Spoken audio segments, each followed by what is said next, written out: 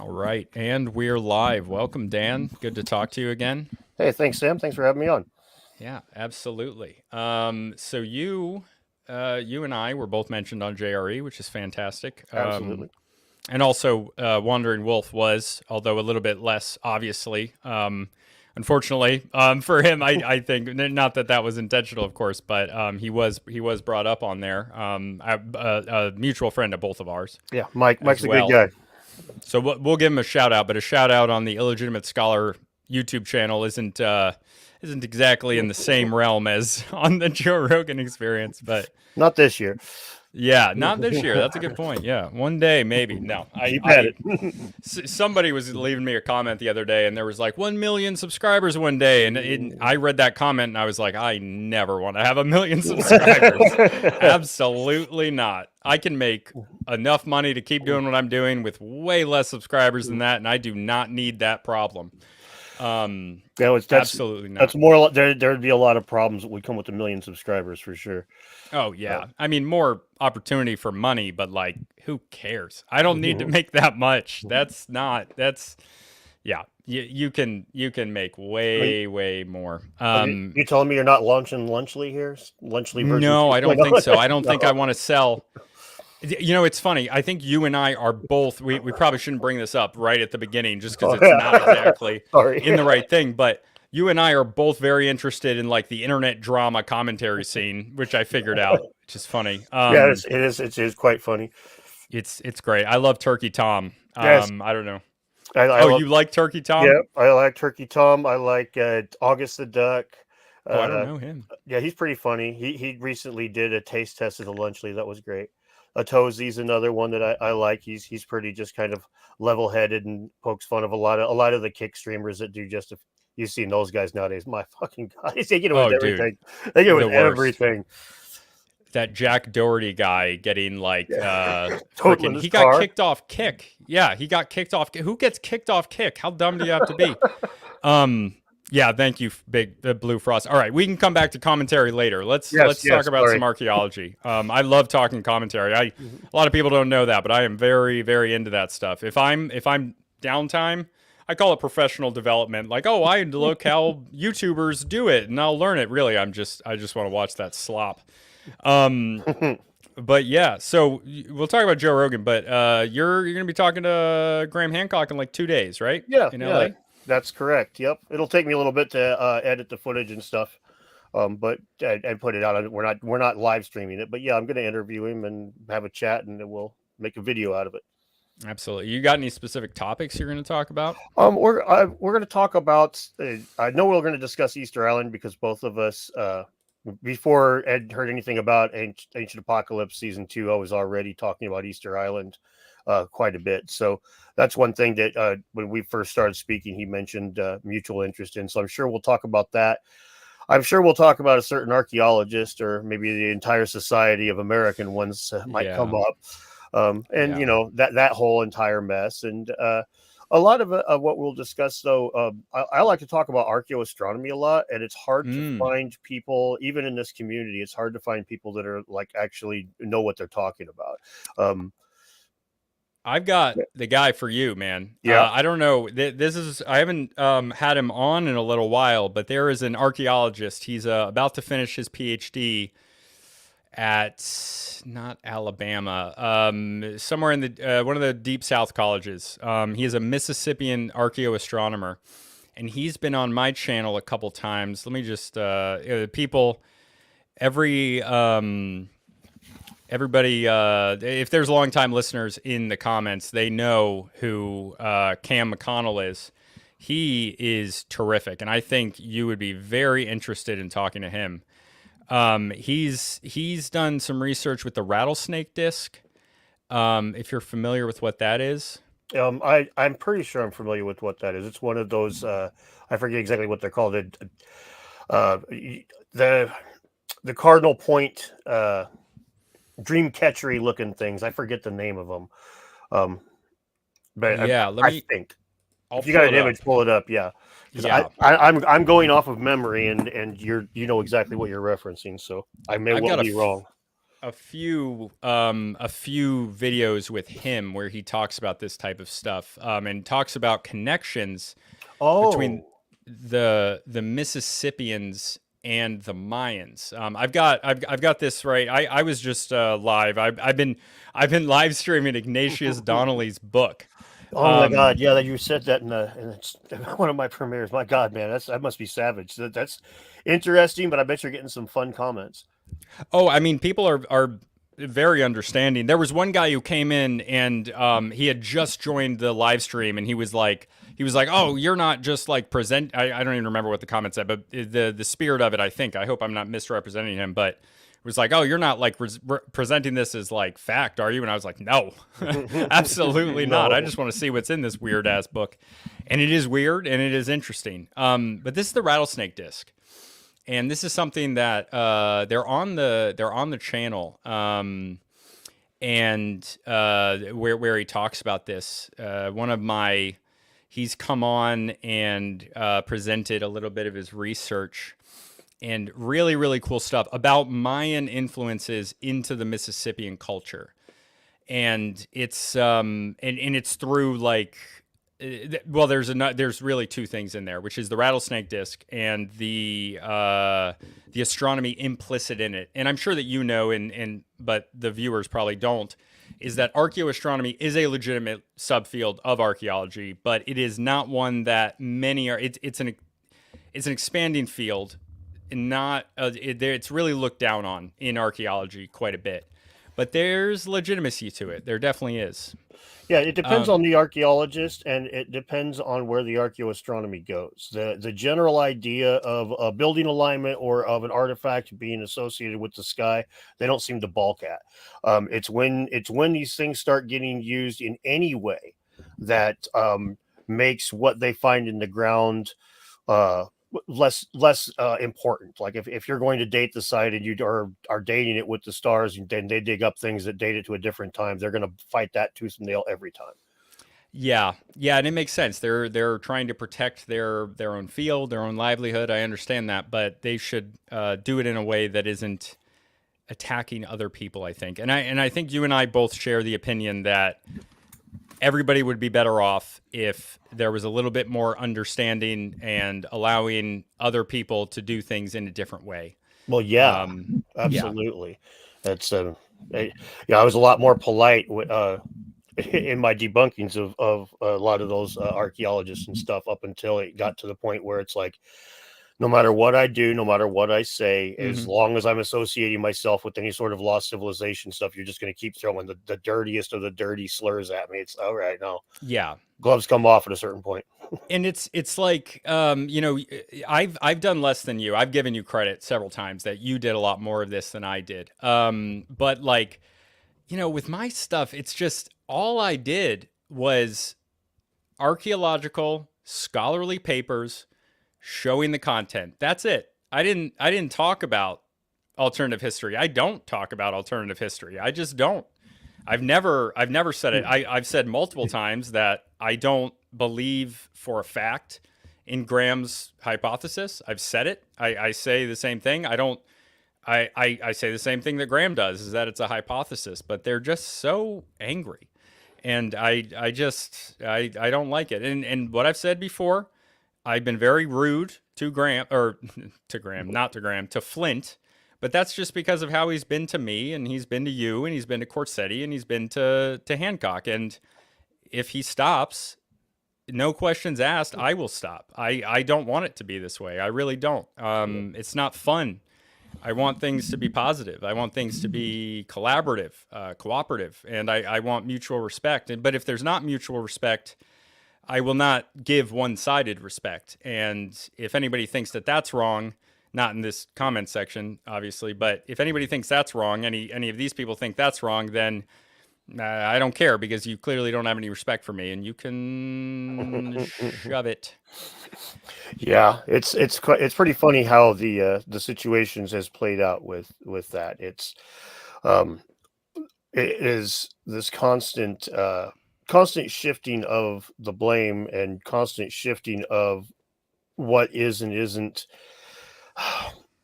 how do you even what isn't real archaeology? If you go back and I'm looking at one of his videos, one of Flint's videos from about 4 years ago, and it's quite a bit different from what he's saying now. But there are a few things that are the same, and one of them is that we're all white supremacists, and I that's mean, it's yeah. ridiculous. Especially because, like, if you look at my guys in the comments, am I a white supremacist? In what way? Like, I constantly am it's talking about being against white supremacy, not because I'm trying to present myself in any way that's attractive to them. It's just because I'm presenting myself honestly. And as a guy that has a cultural anthropology YouTube channel, how could I be? It doesn't. It's the antithesis of it. And this comment right here, I believe in Graham because I know enough about machining and construction to know that they had advanced tools to do it.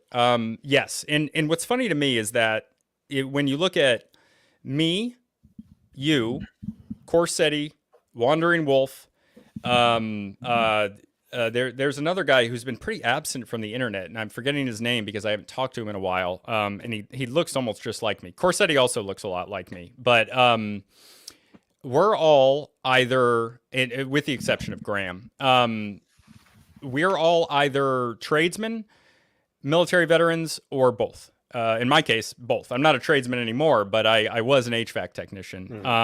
And there seems to be almost a class divide here. There's a clear class divide, which is something that it does feel, and I wouldn't. I grew up in Connecticut, middle class, which is to say upper middle class. I'm a yuppie. I'm not. I have no qualms about that. But it definitely doesn't feel good to be treated this way by people who are in the traditional upper echelons of society. It doesn't, and I don't have any respect for that sort of thing. And for me, I'm not a white supremacist. I'm not, obviously, but white supremacy, racism, anti-Semitism, all of these are different forms of prejudice, and I would put classism in that same camp. And I think all of these things are equally abhorrent. I think they're equally bad. And so when I see what I think is clear classism, to me, it seems that, I don't know why I should be adopting their worldview to the point where I'm like, I'm not going to do that. And I do talk to racist people. I talk to people all over the world. So I talk to people. If I didn't talk to racist people, I'd have to condemn entire countries because a lot of countries, it's the general. It's very common to have these types of beliefs. Surprisingly so. When I went to Spokane Falls College here, I had two Korean roommates for a time, and they were both from Korea, and to say that they did not like Japanese people would to put it mildly. Now they would be nice to a Japanese person that was another foreign exchange student, and they were talking to him and stuff. But it was in 2002, and they had the World Cup that was hosted by Korea and China jointly, and they would make a huge stink. They paid big money back in those days. They were watching it on their computer and from the Korean broadcasts. That was expensive back in those days. And he was, I remember him just screaming all kinds of things in Korean at the screen that was all just slurs against Japanese people. And it's based on historic stuff, but it's the Japanese. A lot of Japanese people feel the same way, and all about Asia. It's like Chinese people have a lot of that stuff going on too. They Absolutely. It's almost you could almost look at it like like the attitude that Europeans seem to have like 200 or 300 years ago about other cultures in Europe. Absolutely. And there's a lot of historical reasons for that. Two things that you might not know about me is that a lot of my biggest academic mentor is a history professor named Alexis Dudden, who, if you Google Alexis Dudden, you'll see her interview. She's one of the probably top 10, maybe top 5 experts on East Asia from the University of Connecticut, where I went to school, degrees in anthropology and history, if you don't know. And I studied this stuff a lot. My thesis was based on it. I did a lot of work with that, and I also lived in Asia. I lived in Indonesia from 5th and 6th grade. And that's one of the reasons why I don't have the same view on this type of stuff that they do. I recognize these different forms of prejudice that people have, and it's very difficult for me, having lived in a lot of different places, having been to a lot of different places, and understanding that every place has their own form of prejudice that's accepted, including the West, including the United States. It would cause me an incredible amount of cognitive dissonance to adopt the framing of mainstream American ideas on what is acceptable prejudice. This isn't how they would view it, but on what is acceptable prejudice and on what is not acceptable prejudice. And I have to just take, I said my biggest academic mentor, my biggest for content is a man by the name of, he's been memed recently, but he used to be a big documentarian, British documentarian, and I'm stalling because I'm forgetting his name, and that's KSI. Louis Theroux. Oh. KSI. Sorry, I couldn't help it. Louis Theroux. All right. Yeah. Back to the commentary stuff. KSI really disappointing because he was the one good dude amongst that trio there. And then I guess they rubbed off on him enough, and now he sucks too. He sucks even worse than they do. I didn't think his song was that bad. I didn't think his song was that bad, but he's really bad at he could learn how to handle internet criticism from Flint Dibble. Let's just put it that way. He's that bad at it. He's really bad. He's still pissed at the tweet Dan TDM, the one tweet Dan TDM put out over a month ago, dude. It's so goddamn funny. It's so funny. I can't even imagine being that obsessed. Sorry. Absolutely insane. I'm sorry to your audience. Oh my god. I didn't. No, it's okay. It's okay. Yeah. I hope. Is anyone else interested in WestJet, Turkey Tom, this type of commentary stuff? Internet anarchist. Also, this was my 6th grade basketball team. Oh damn. I posted this on Twitter a while ago. Can you guess which one I am? Bottom right. Bottom right. Yeah, that's me. That's me. I'm transracial. I'm actually Korean. Yeah. So that's a little fun. Yeah. Thanks for joining, everybody. So what were we talking about before we brought up KSI? You were talking about you were trying to remember the name of the British. Louis Theroux. And what Louis Theroux did was he would just go out. And he would talk to the worst people. He would talk to the worst people and also some other people. But he interviewed Black Hebrew Israelites. He interviewed. By the way, thank you, Yakub, for giving me life. I don't know if you know what that means, but you do. Okay, great. We've been invented in the lab. Yeah, that's us. Black Hebrew Israelites. The Westboro Baptist Church, different neo-Nazi groups, just everything. And I loved it. I loved hearing all these different things. And I like to bring that in. I want to hear different opinions. That's kind of the root of culture anthropology. The comments are going crazy with praise be to Yakub. Yeah, of course. Yes, everybody.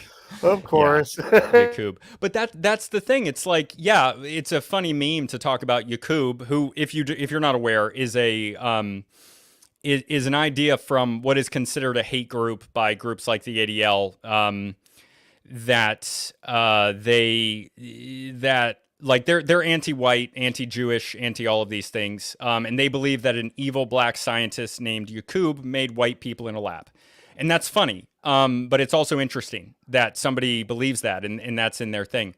It's very interesting to me. It's awesome. It is. The internet has definitely the inception of the internet, the first 50 years of the internet coming a thing, until every generation that's living who was born with the internet being a thing. It's going to be really interesting for people that are into the human psychology and just the brain in general to study, because holy shit, was it unexpected the way things have played out so far. You could not have guessed it.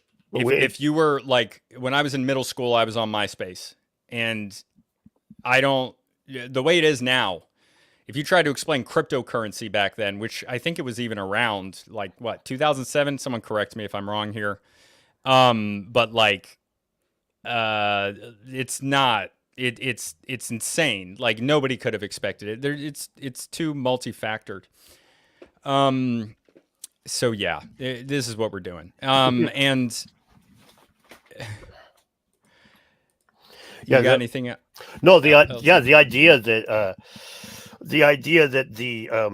to me, I mean, when I first got on the internet, when I first was using online spaces, was the bulletin board services in the 80s, right? Like they were, you would dial a number, and one guy would have basically this pretty much the same kind of computer you did. He'd probably have better upgrades to it that he had to have done himself or have paid big money to have done, but he would just have his computer on basically all day, and it would take phone calls, and you would call his computer, and you'd go post on his computer and leave a message, and then somebody else would come in and do the same. And so you would have a chat just like Twitter, except for instead of taking 10 minutes, it would take 10 months to have this conversation. But you could pirate games.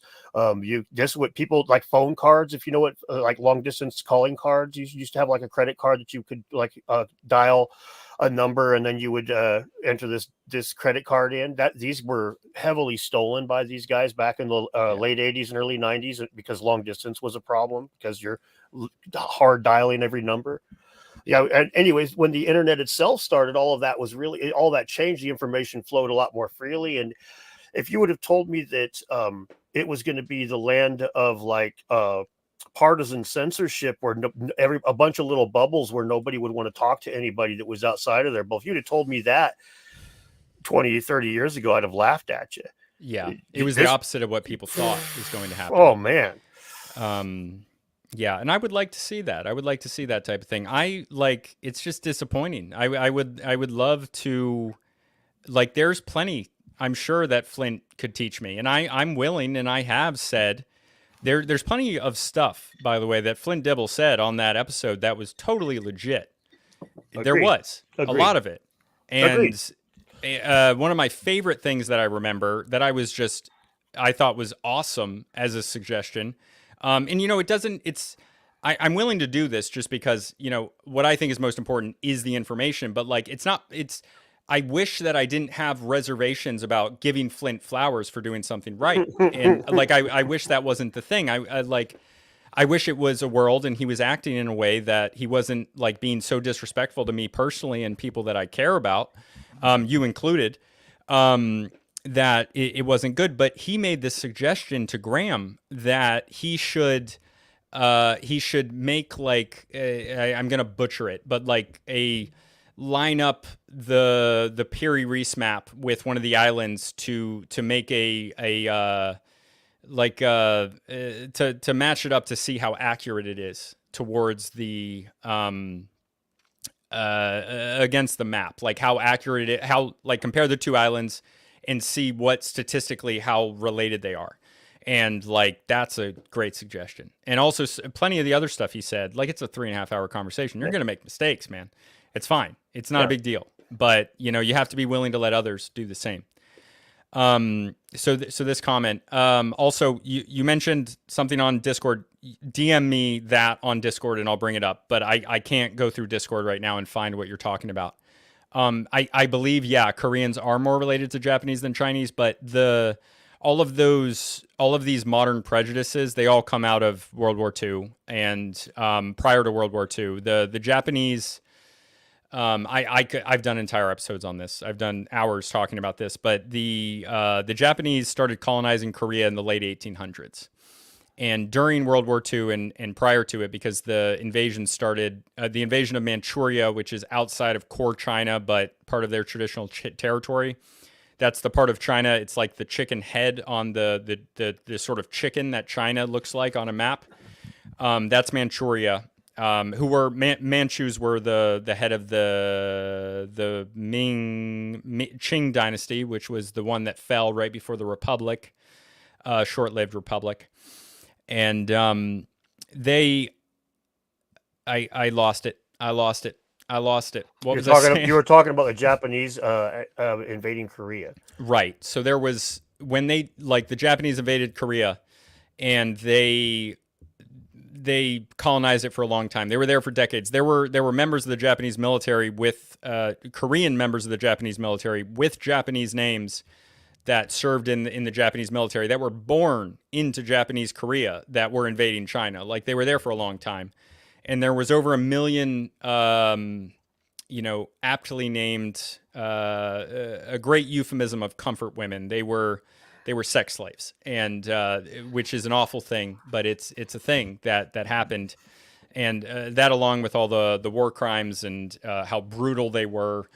And people don't talk about that as much anymore. I think that largely has to do with Western culture caring less about Asian lives than they do about white lives. We're not going to get too woke on here, but I think that's fair to say. I think some of it has to do with the fetishization of Japanese culture in the last, when I was your age, anime was a new thing, not new thing, but it was new to Western culture. As far as like, if you went to Hastings 25, 30 years ago, you would see anime.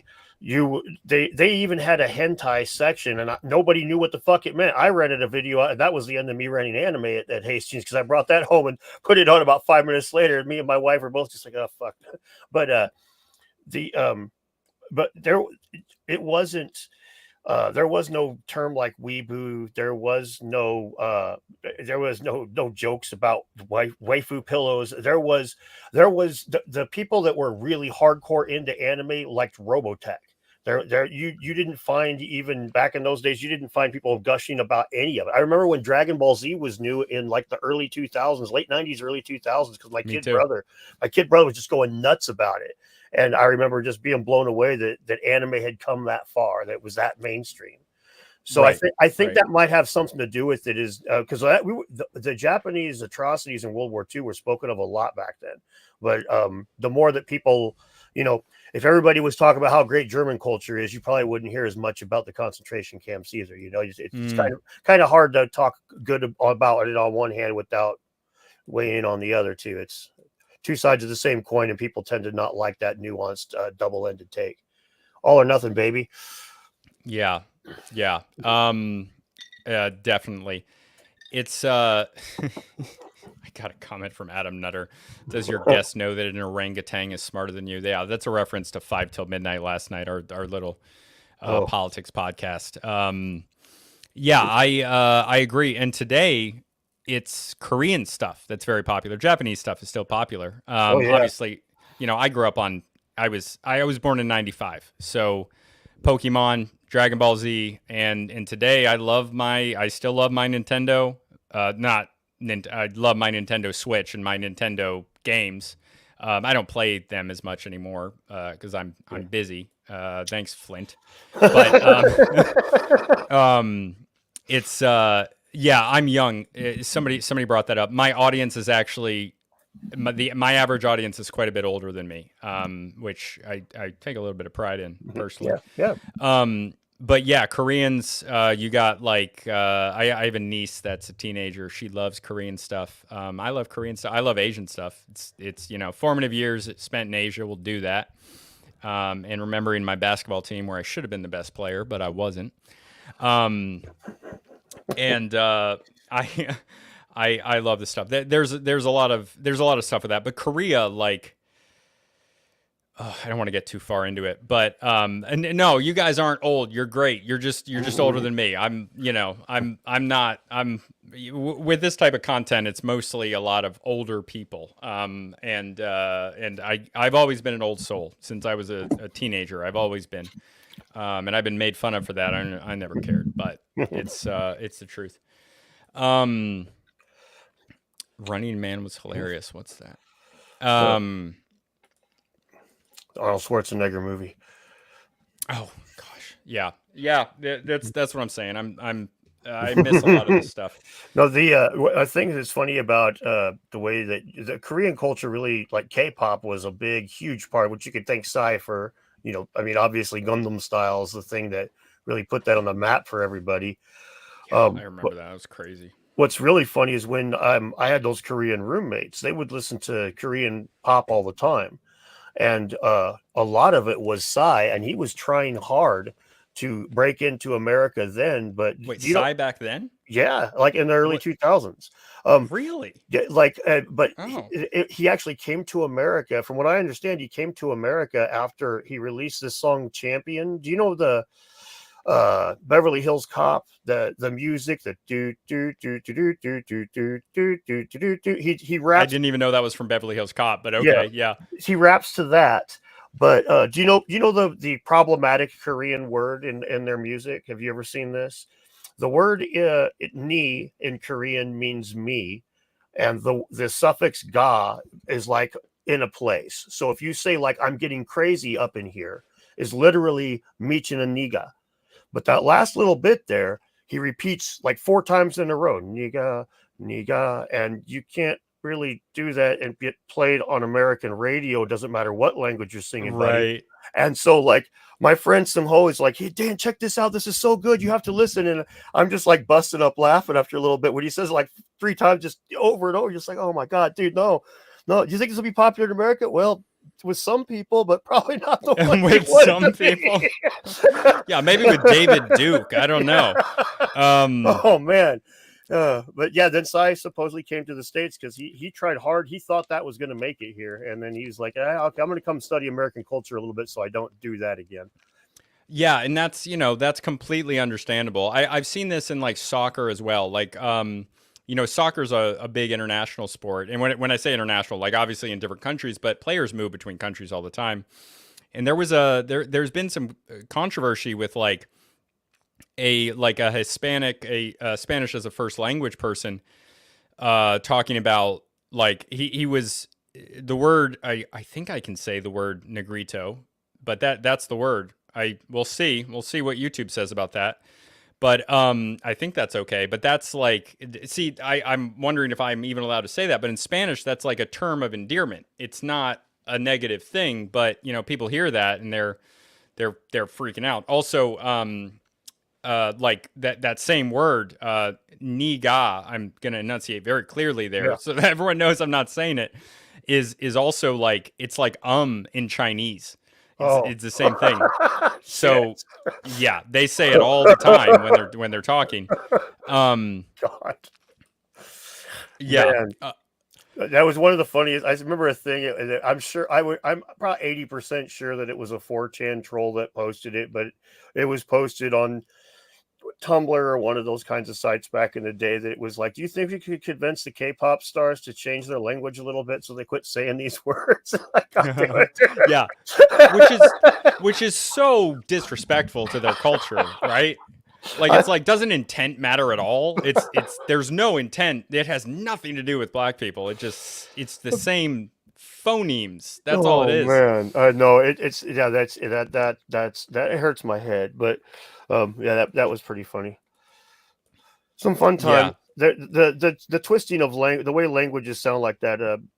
When I was watching the World Cup soccer with my friends, like I was telling you about in 2002. They were chanting victory to Korea. The crowd was and on the show, and I was laughing my ass off, and the American soccer players were laughing. And so my friend asked me, well, the word for victory too is pilson. So, oh, Pilson Korea, oh, Pilson Korea. It's like, oh my fucking God, you guys really sound like piss on Korea over and over and over again. Oh my gosh. That reminds me, there was a back to soccer. And then I'm going to ask you about Rapa Nui before I forget. But back to soccer, this is a cultural anthropology channel, so everything we're talking about is totally relevant, right? Okay, cool. But regardless, there was a soccer game where the Iranians were going up against the Germans, and there was some sort of misunderstanding. And there was a German, the German team, they were playing the German national anthem.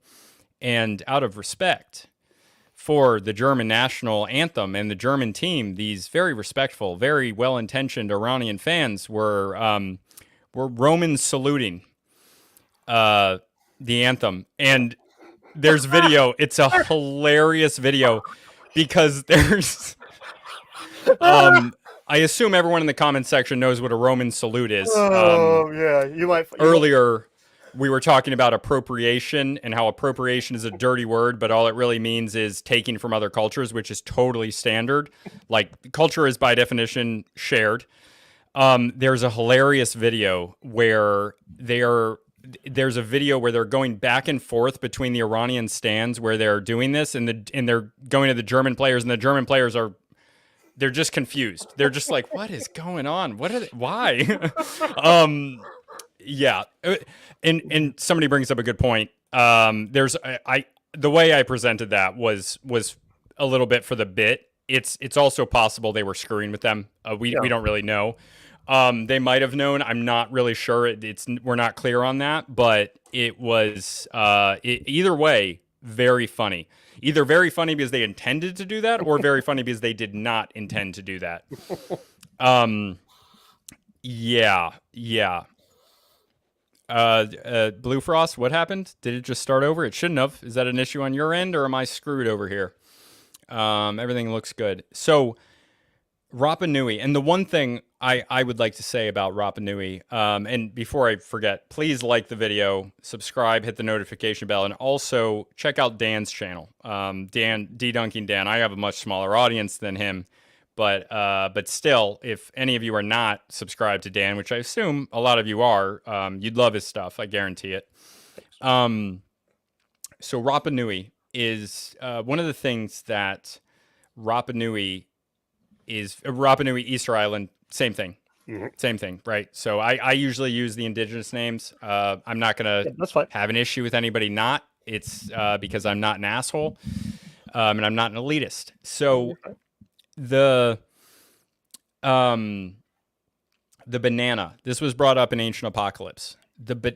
Graham brings up that the banana has been there for 3,000 years. And when I heard that, it blew my freaking mind, because like Graham says in Ancient Apocalypse, that's not a plant that would just show up there randomly. It has to be cultivated. It has to be. The banana is a sacred plant, and right now there are people in the comments spamming banana emojis because it's also the symbol of my show. It's the symbol of, like, the banana emoji is like my symbol. And that's because the banana is considered a sacred fruit in a lot of ways. It's sacred to a lot of different cultures, and it's a very strange, very, very interesting fruit. And that was awesome that he brought that up, and that is real archaeological evidence, and it kind of throws the whole 800 years ago thing out the window. They likely won't want to discuss that, of course, because it's not convenient to them, or maybe just who's presenting it. But, you know, that type of thing kills our understanding. Regardless, you might have something to say on that. But if you don't, anything about Rapa Nui, let's talk Rapa Nui. Yeah, well, first of all, with the bananas, a couple things. The skeptic side of the archaeologists, they are questioning some of the dating of that. So, like when you read the papers, even the authors do mention that it is possible that the dating's off. You know, they're going to have to hedge their bets, because this does. There is no other archaeological evidence currently on that island that we know of that pushes the dating back remotely. I mean, that's 2,000 years. Like they say on Ancient Apocalypse, a full 2,000 years passed when the archaeology says that that was done, that it was settled. The other thing that's very interesting is that we know that island was settled in modern times by Polynesian people. Mm-hmm. Polynesians take tubers. That's almost, I would imagine you know this better than I do, mm-hmm. but I'm not aware of them transplanting bananas from one island to another. I could be wrong there. I think they did. Okay. I'll look it up while you're talking, but yeah. To my understanding, it was almost all tubers, and then the only other plants that they would bring around were things that could survive a open voyage, and a tough voyage at open sea in a small craft. Yes. Bananas are actually, that's a good point. They're not as resilient as other plants in that way. And they're, you know, the Polynesians, absolutely incredible culture. Obviously, I love the Polynesians. The necklace I wear whenever I record is Polynesian. I bought it from some Tongan ladies. I'm going to see if I can go back and see those same ladies. I'll be in Hawaii in 2 weeks. Oh, nice. And I wasn't in Tonga. I was in Hawaii. But I met these Tongan ladies at a flea market. And I started talking to them about some Polynesian culture, I always forget it's Kappa or Tapa. I think it's Tapa in Tonga. It's this beautiful fabric, not fabric, but like, you know, they don't have paper. It's, because like they don't have a lot of trees. They live on islands. and they made this thing from tree bark, and it's, you know, for art and stuff. So I was talking to them about that, and I was so happy with how happy they were about how I loved their culture and how I knew about their culture, and they were incredible. They were so happy, and they sold me the Kaaba at half price, and then they brought this out of the back, which they didn't have it displayed, and they sold this to me at half price. And this is what the symbol from Moana is based on, but it's a very, very important symbol in Polynesian culture. And it's based on a fern that is native to a lot of Polynesian lands. And it's about the unfurling and refurling, like, cycles of life. It's something, this same type of idea is what is based in, you know, very different symbols and appearance, but the same idea based on their own individual cultures, what they have around them. You find things that symbolize this in cultures around the world. I just happen to like this one a lot, and it means a lot to me because of that interaction I had with them. So sure. I wear it all the time. But yeah, I don't remember what my point. This happens to me all the time. That's all right. The listeners understand. They know what my deal is. That I will. Right. I digress. That is my. We were talking about the bananas a minute ago. Right. The bananas are sacred. It's good evidence. Of course, you know, it's not foolproof evidence that people were there longer, but it is very, very good evidence. It's not nothing. No, certainly not. You ideally want more stuff than that if you're going to show. So I probably spoke a little bit too definitively earlier. Like, I don't know if that's true or not. I would like to see at least one other piece of evidence than the banana, but it's not like Graham's presenting this as a fact that people were over there. None of what he does is that. Yeah. Well, go ahead. Sorry. One of the things that I've talked to before about Rapa Nui is that if it's a Polynesian island, I would, from what I would understand, from my knowledge, it would be the only navel of the world in a civilization that was just in some far-flung corner of their empire. Every other civilization, when they have their world naval, it's at the center of their fucking civilization. The Israelites put it in Jerusalem. The Indians, Hindu people, they put it right smack dab in the middle of their temple. You know, the Greeks put it at Delhi. The Incas are, I'm not sure who it was, but it's one of those places down there. There's a big ass city. They're never in some little far flung corner.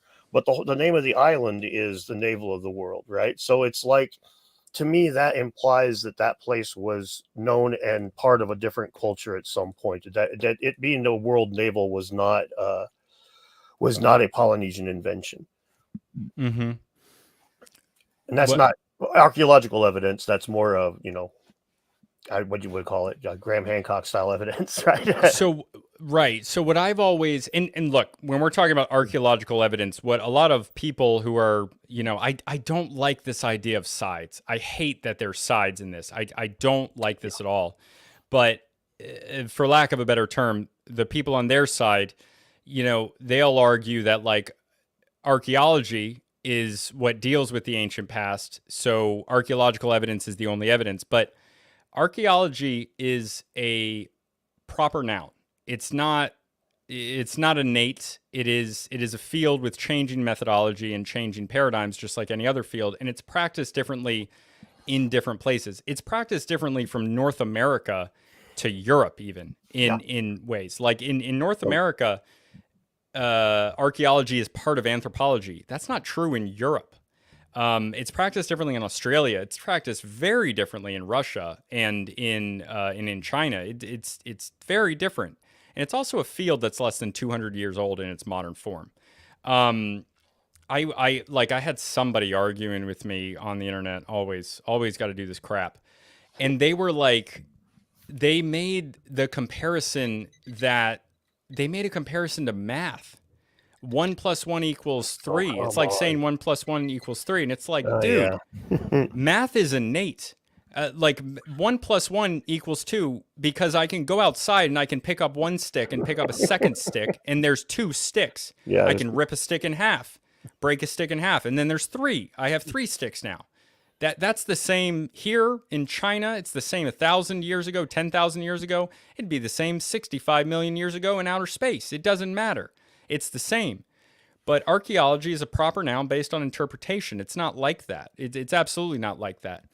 And yes, archaeology is a field that deals with the ancient past, but it's not innate. It's ever changing, and it is subject to human bias. It is it's a social construct, and social construct is a dirty word. But I always defend it, because what a social construct is supposed to mean is just something that's created by humans. And this is an important distinction between between that, like something created by humans, which is a social construction, versus something that is innate, something that is of the divine, of God, however you want to put it. That is something that's innate. And math is innate. You know, we can argue about more advanced math, but 1 + 1, well, that's 2. That's 2 no matter where you are. You can say it in different languages. You can have a base 40 system instead of a base 10. 1 + 1 is still 2 when you understand what 1 is. These are objects you can hold in your hands. Luke's in the comments. What's up, brother? How you doing? Hey, how's it going, Luke? Oh, you're in he's in Egypt. Temple, yep. Hatshepsut. I don't know how to pronounce it. That's that's why I don't usually use the indigenous names for places, because I just hatchet job them. Hatchet split them. That's what I usually do.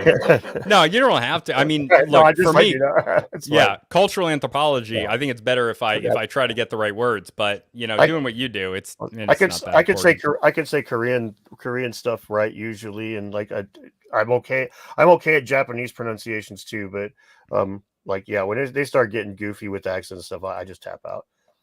Yeah. Gosh, I don't even know if I want to digress to this rant here, but gender, apologize. Hear me out here.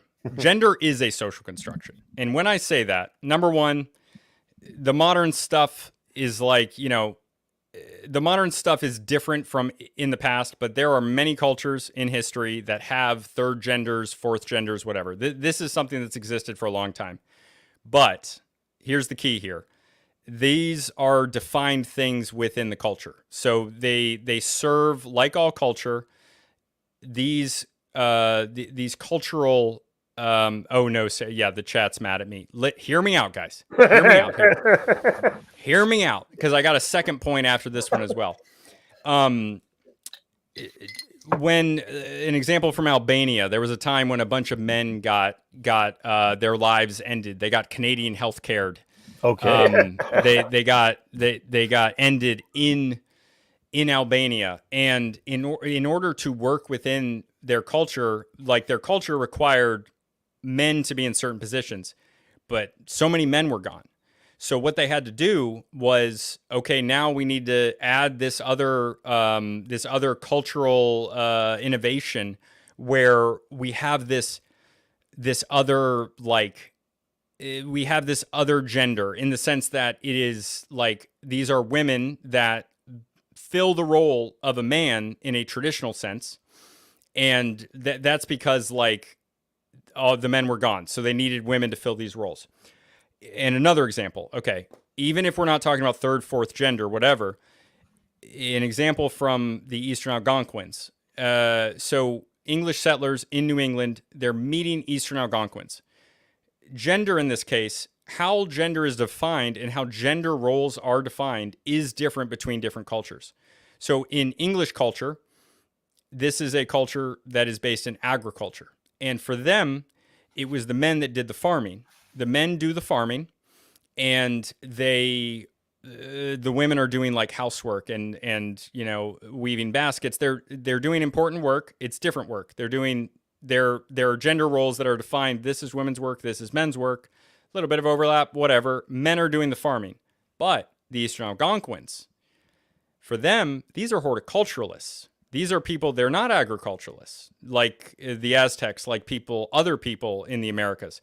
They're horticulturalists. They do practice some planting of crops, but there's this hybrid between horticulturalists and hunter-gatherers. So for them, farming is women's work. It wasn't men's work. right? So their gender roles are different. And this is how gender is a social construct in that case, even if you don't want to bring in these third, fourth genders. And today, I don't want to get too much into it. I don't want to piss anybody off. Nobody in my comment section would get pissed off, but I don't need somebody to drag this up. But like, if you can't define what a woman is or what a man is, if you can't make a definition of what these things are, then they're nothing. They don't mean anything anymore. And that's kind of what that stuff is. But we don't even need to talk about that. That's a separate thing. It's a non-arbitrarily different thing. Well, if I could say one thing. Yeah, go ahead. Like I always look at a lot of, I always say it. I look at a lot of these things try to look at it from both sides and look at it from like a psychological perspective. Like I try to, as a referee might see it, right? And in this one, honestly, I think they could have diffused this. This would have been probably 10% of the fight that it has been if, instead of co-opting the term gender and redefining it, if they would have grabbed a new term. But gender, like the guy that first changed the term gender from meaning biological sex to social construct or whatever, that was back in the 50s, and even up into the 90s, in early 2000s. Even if you Google gender differences in reptiles and go to Google Scholar and look that up, you're going to find papers. And I don't think that reptiles have a society that's capable of designating gender roles. This is the term was co-opted, and I think that is where the fight comes from. I think not all of it. I think that's a big part of it. Because people are confused, they think that you have to explain to people that you're not meaning biological sex, and then they've always used this term to mean that. So I think, honestly, a lot of the fights just come from this talking right past each other because the term is stolen effectively. And when I'm saying gender here, like there are any sort of academic field, they have their jargon, right? So like, or the best way of showing this is in legal terms. Like legal terms have definitions that are very different. Like words mean different things in a courtroom than they do when you're talking. And it's the same thing for academic fields. For cultural anthropology, and this is a cultural anthropology channel, right? So like I'm using gender as, and I actually should look it up because I don't know when this started being talked about in the field of cultural anthropology, basically. But as far as I know, like, I mean, I was in school in the 50s or the 40s, but like, this is the social aspect of what men and women are. So like, yes, males and females, sexual dimorphism. I just made a post today. I said, I'm not a misogynist, but I am a sexist because men and women are not equal. We're mammals. We're sexually dimorphic. We're not equal. We can't be, because equal in treatment, whatever, that's a separate conversation, but equal in the sense that we're sexually dimorphic. So when I'm talking about gender, I'm talking about like the social aspects of what men and women do, and that is in line with males and females generally in most cases. There are these older examples. People bring up like two-spirit, right? They bring up two-spirit. Two-spirit's BS, by the way. The term that people bring up with two-spirit, they extrapolate from this word berdache, and berdache, if you'll notice, is not a indigenous word. It's not a Native American word. It's a French word, and it means the F slur. And I would say it if I was allowed to on YouTube. That's what it means. It's not right. That F slur. That F slur. Gotcha. That F slur. Yes. Not the one that I say all the time. No. Go fuck, man, fuck. No. The slur, not the swear. That's what berdache means. This was kind of, yes, it's a French word. It is a French word, and it's you know what? I'll just talk Spanish. They don't give a shit about Spanish. Puto. That's what it means. Goofy's it's dog. French for puto, right? It's a fig. Someone said fig. Close enough. That's what we're talking about here. This is not really like the whole background with indigenous stuff. This being a thing in indigenous culture is it's contrived. It's not a real thing. But I'll finish. I just want to finish my point about the Eastern Algonquins. So like it's the Maricon. I've also heard that as well, and this is from a Spanish speaker. So I'll have to you know I'll they're more right than me. Not You'll my first defer. language, right? Maricon. Now, so the Eastern Algonquins, they believe that different things are men and women's work, and this is in line with biological sex. They believe that different things are men and women's work, and this creates a difference between these two cultures. The men are hunting, and they're not.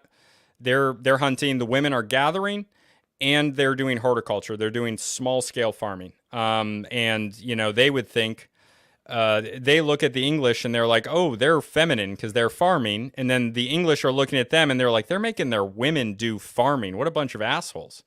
And, you know, that's where cultural misunderstanding comes. And that is what I'm talking about when I'm saying gender. It's the cultural anthropology definition of it. It's not, you know, someone deciding that because they have nothing. No, I'm going to say it. Because they have nothing of value. They have nothing to create an identity of. They just like, oh, well, I'm going to give myself blue hair and change nothing about me. And I'm going to make myself a he, it. I've literally seen that in the commentary YouTube community as well. We'll bring that up again, where someone literally identifies with the pronouns it. And that is not the same thing as the Eastern Algonquins having a different understanding of what men and women's work is versus the English settlers. Not at all. I have another point, but do you have anything to say? No, you go ahead. You're fine. I think we've touched that one with the 10-foot pole enough. Yeah. So we all know what cultural Marxism is. Yes, we do. We do. So my perception of Rapa Nui, right? I compare this to, and this is speculation, by the way. A lot of the times I'm talking about like stuff that's pretty well defined, but there is like, you know, we have capital cities, we have civilizations of cultures, and if you look at like the Polynesians, if you look at some, I'm still here. Okay. If you look at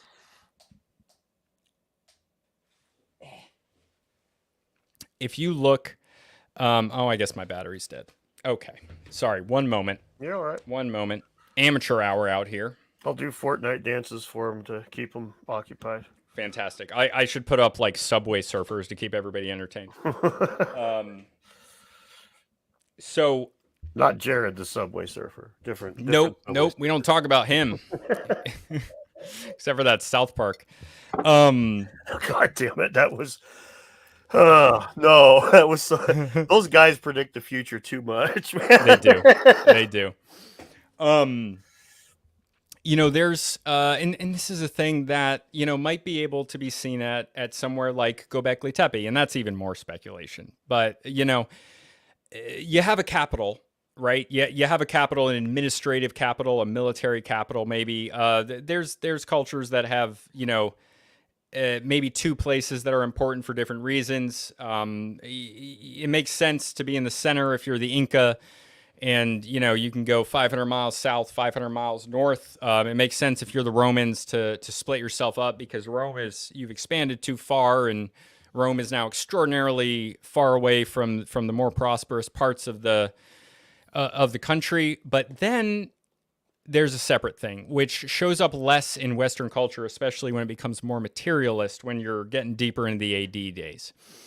And when you have a culture that values spirituality more or differently, we'll say, maybe it could be more, it could be different, it could be whatever. It's up to interpretation. But you have somewhere like Cozumel. And Cozumel is an island off the coast of the Yucatan Peninsula. And we're going to mention the Mayans again, like I have behind me. And I'll explain why I have that behind me right now instead of my usual backdrop of books.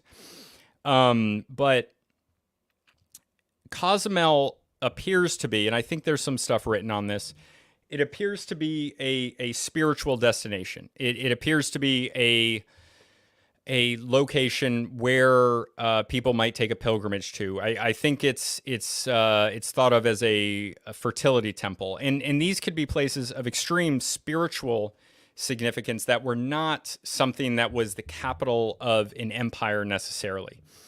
And I think that's what probably, and again, speculation, be very clear here, that's probably what Rapa Nui was as well. And Rapa Nui, like, it's on the edge. It has very specific things about him. It has this so far undeciphered Rongorongo text.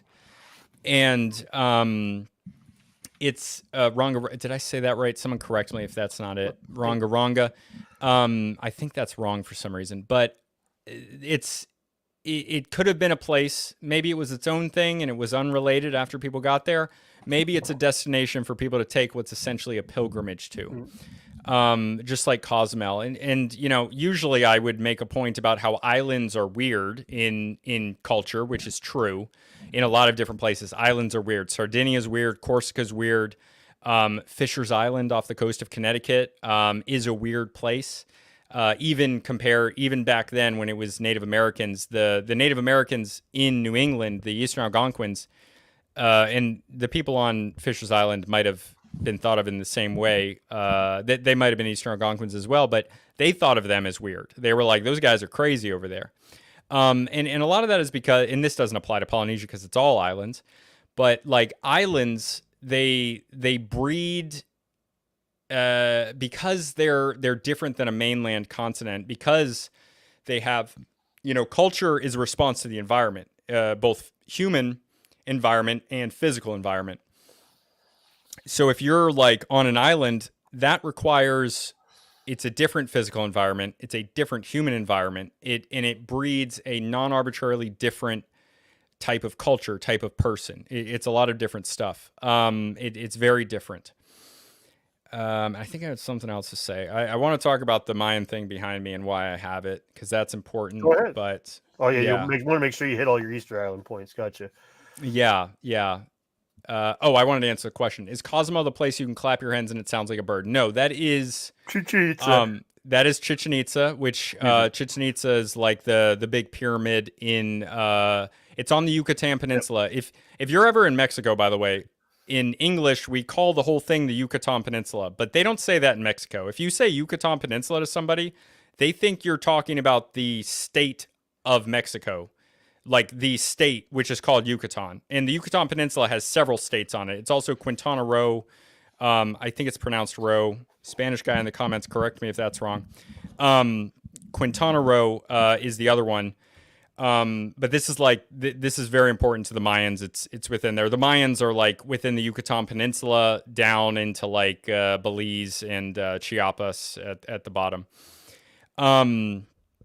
So here's the reason I have this behind me, this Mayan thing behind me right now, is because there was a Catholic priest, a Tzotzil Mayan activist who was martyred this week as a result of apparently cartel violence, and he was an activist for indigenous rights and for farm workers, and he helped a lot of people, and his life was ended for it. So this is a tribute to him. And as soon as I figure it out, I've reached out to a Jesuit priest in the area and a number of people, and I'm gonna find a way to do a fundraiser for him. But that's why it's there. And you guys know that I like to bring in indigenous issues whenever possible, and so I wanted to say that. So sorry for bringing the mood down. But we can go into something else now. Really quickly, I wanted to clarify for your chat. Chichen Itza is the site. The pyramid is El Castillo or Cococan. It's the one that has the undulating serpent when the snake's shadow goes down the side of it on the equinox. That's the one that makes the chirping bird noise. Yeah, and it's really cool. It's really, really cool. And you can do it, and they do it. And if you go there, there's like 15 tour guides doing it, no matter where you are. That's awesome. It's an awesome site. I really recommend everyone go and swim in a cenote and have some al pastor tacos. And those al pastor tacos, just a quick cultural fact, if you go to the Yucatan Peninsula, Quintana Roo or or Yucatan, and you'll notice that if you've ever been to the Middle East, they have the shawarma. They cut it off with a knife on this spinning thing. That's how they do their pork. That's how they do it there. And that's because there were a lot of Middle Eastern immigrants to that part of Mexico, and they adopted that. Just one of those beautiful interactions between cultures that creates one of my favorite foods, which is al pastor tacos. Just absolutely incredible with the freaking onions and cilantro. And my mouth is watering from the zin and the thinking about pork. All right. So we covered Rapa Nui. What else are you working on? Gonna talk to Graham, like I said. I've got a couple of videos that paper that I just covered in my last long video. There's a couple of papers that are there that are from that not papers, excuse me, a couple of videos that are linked. One of John Hoops that's very underwatched. It doesn't have very many views at all, and then one from Flint Dibble that has. I mean, it's got some views, but they're both of them are older, maybe 4 or 5 years old, and they both are. They're a little bit different than what we're hearing now. So it'll be kind of fun to just go through these and just to see how their tactics have changed over the last little bit. It just hasn't taken very long at all for them to slightly shift things. It's really funny. They recognize that they are losing ground. They recognize that people would rather watch Ancient Apocalypse than Cave of Bones, and they would certainly rather watch Ancient Apocalypse than anything that any of these debunking archaeologists are putting out there. They don't change their methodology in any of the ways that would be less damning. Everything that they seem to do just seems to be doubling down and getting worse and worse and worse. And to me, it seems so patently obvious. It's like when your opposition, which would be the people that, if you're an archaeologist, your opposition in this case would be the people that are saying, you guys hide giant bones in the Smithsonian, you lie to us about Atlantis, yada, yada, yada. You would think that the very standard operating procedure would be to make sure everything you say is extremely honest, above the board, clarify everything, make sure that there is not one time ever that what you utter in public could be ever accused of being false or misleading. Instead, they both me and you get to make freaking videos about it until our ears pop off, which, by the way, the reason that Flint calls you out for harassing him, quote unquote, more than he does me, which is shocking to me because I put out all these videos and he seems to absolutely hate me. Has he done that recently? Have you noticed? I haven't even checked his page. I haven't either. It's just what I've seen over time is that he always would mention you. Anytime anybody would send me anything, you were mentioned. And anyway, I love that. I live under his skin. You're on Twitter a lot, and he is too. YouTube's only become something recently that he's been getting enough, traction to make worth his time as a platform. But he's been on Twitter for a long time, getting a lot of views or a lot of interaction. So when you consistently, like the thing that Joe Rogan just shared of yours, where you post a nice long thread that just breaks down everything that he did wrong. Million impressions, by the way. Yeah, very nice. And see, that's the kind of thing. It's a lot easier for Flint to not watch my video and to ignore that. But he lives on Twitter. Hoops lives on Twitter. So their followers comment on this thing that's on Joe Rogan's page now, and they see it. It's popping up in their feed all day long. So these kinds of things, I think that's one of the reasons he. It's not just the content that you put out about him. It's that when you post that Twitter, it's right in his face. It's on his front porch, right? Yeah. Look, it's unfortunate because season 1 and season 2, Graham had a bunch of archaeologists on. If Graham is a very, very kind man. Yeah. He is a really nice guy. He is a very good person. He's very honest. I think he was I don't want to use the word naive because it seems negative, but I think that he was a little bit naive towards the mindset of someone like Flint going into it, which, he would have no way of, and maybe it's not naivety just because he wouldn't have known essentially that it was going to go that way. He even after the debate, he was gracious with Flint, and Flint was just rubbing in his BS. Like, dude, very, very disrespectful. Very regard. It doesn't matter. It's been said ad nauseum. I'm done doing. I don't really like go into his interactions anymore. I don't care. But this could have gone so much differently. You know, there could have been. There's a world where Flint Dibble turned this JRE episode into a beautiful partnership, where there was positivity around this, where there was an understanding that you and I think differently about these things, but we can work together and we can do things together. And Flint could have had a position on season 2. He could have been on the show, just like plenty of other archaeologists are. But instead, he chose to go this other route. And now, you know, Flint Dibble has a YouTube channel with what, 30,000 subscribers? It's several times more than me, but he got an episode out to an audience of 20 million, and he got 30,000 subscribers. And, you know, I see his videos. They're just not that good. And he gets a lot more views.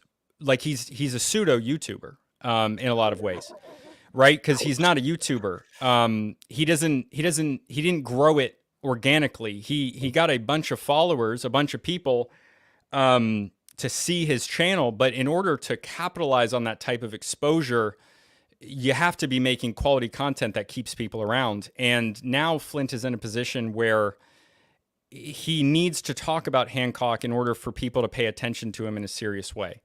And it's in a negative way. And that eats at you. I pity him a little bit, because I understand that he has to practice negativity in order to get this attention, whereas you and I don't have to do that. I know I get some negative interactions, but I come out here and I do a live stream for as long as I want, and it's positivity. It's not negativity. It makes me happy. It makes the people in the comments, as far as I know, pretty happy. And we have a good time and we talk about this stuff. And, you know, the route he took it's just unfortunate. It's very unfortunate.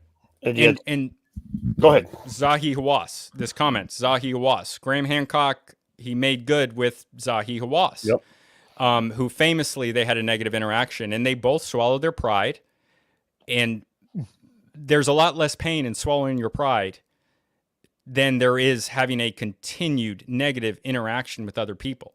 Like, I don't know why somebody would choose to continue doing this. And I understand I participated in it a little bit, but it's not my main thing. Yep. Like, it's a very small portion of my content, and, you know, it's become pretty popular, and it's put me on the map. But at the same time, it's like, you know, that gets people to see my stuff. And then I produce very different things. But, you know, since I've been doing this for a long time and doing the craft, I keep the people that come. I don't need to continue talking about Flint Dibble in order for people to stay around.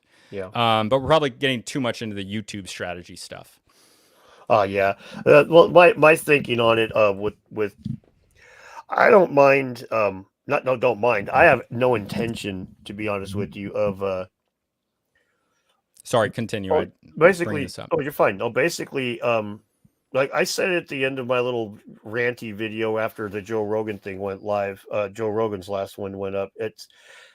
I don't, if somebody that comes into the alternate history sphere as a debunker and they walk in there and they are dishonest, they're or an asshole or a combination of both, and I've got no problem hammering at them until they think twice before they come back. I have no problem hammering at them until other people look at it and go, fuck, I better do my research really good, because if I go in there and say, I better not say that to twist these words, because boy, if I do that, he's going to drag me. And that's exactly, I don't want, like, there's so many people that have used, like Graham Hancock and others in the alternate history community, just as an easy stepping stone, and they treat it as though it's not worth looking into.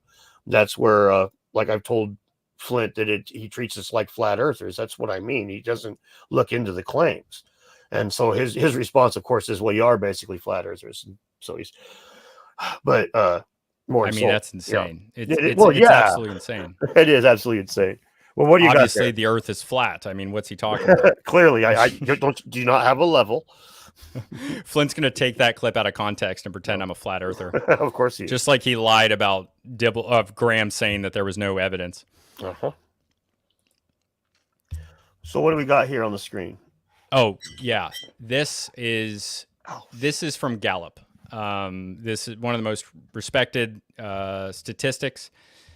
Gallup has for many years kept they've kept a record. They do this almost every year, where they take a survey of people and how they feel about different institutions, not just higher education.